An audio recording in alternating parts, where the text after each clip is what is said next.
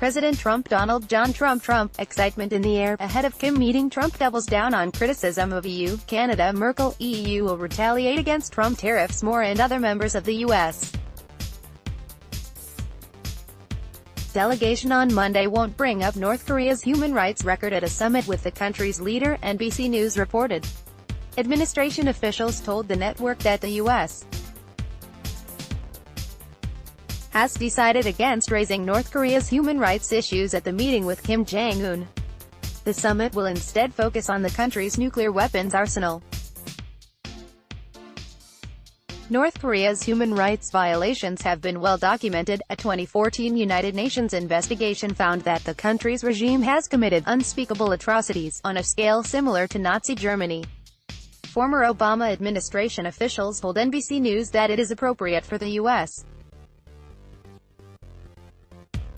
to not bring up human rights at the summit, but that the Trump administration should pursue the issue afterward.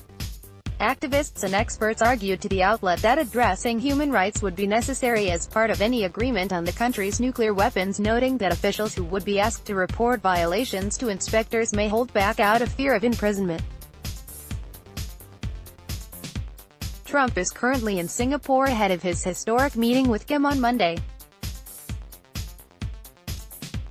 The president initially canceled the meeting last month but called it back on after a White House visit from a top North Korean official.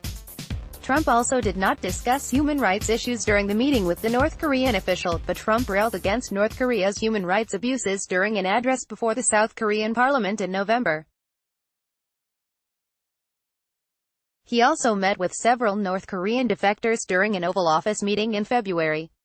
The president also called out the country's human rights records during a speech before the United Nations General Assembly last year. No one has shown more contempt for other nations and for the well-being of their own people than the depraved regime in North Korea, Trump said at the time.